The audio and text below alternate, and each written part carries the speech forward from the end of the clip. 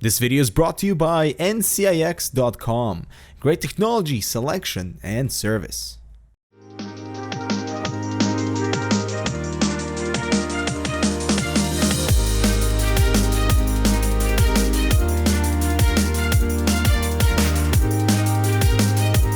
So the OnePlus X is now available to purchase without an invite every Tuesday. This is a fantastic direction for OnePlus to make this device available to the masses. And actually what they've done with the OnePlus 2 is completely remove the invite system, so now you can buy the OnePlus 2.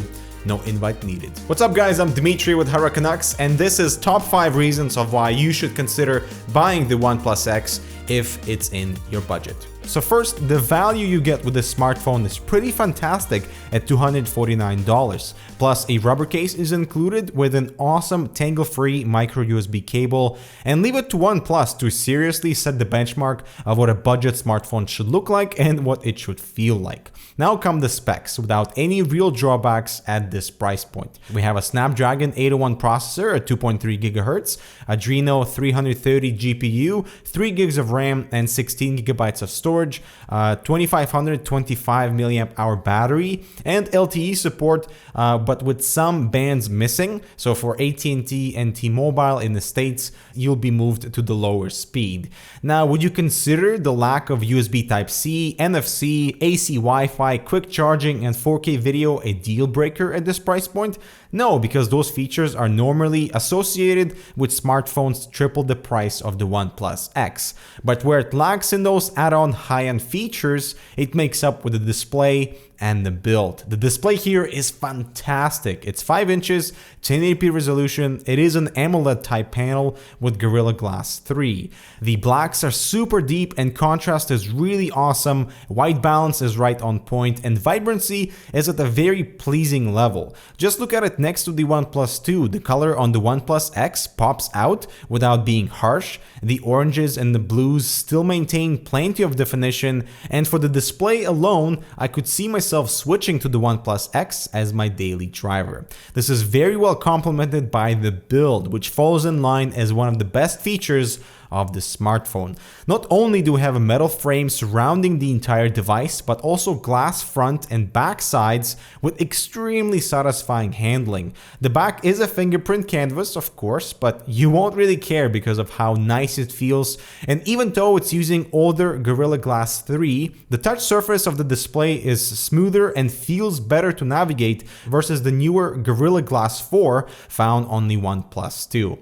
Some other awesome physical elements on the OnePlus X include an alert slider with 3 confidence steps and really clicky power and volume rocker. We have a multicolor notification LED in the top right and a discrete built-in capacitive buttons that allow that front face of the OnePlus X to remain beautiful, and I actually prefer them like this instead of them being backlit. Furthermore, removing the SIM card tray, you can either populate it with 2 SIM cards or use one of the slots for a micro SD card to expand your storage, which is an awesome implementation with this tray. And lastly, the full experience, taking everything into account, has been surprisingly positive. It's a fast device, and Oxygen OS is pretty much stock Android anyway, with a few built-in customizations like double tap to wake, double tap the home button to bring up the camera, choose your accent color, and I'm getting more comfortable with using shelf, but I think it's pretty limited still, and I hope that they let us replace it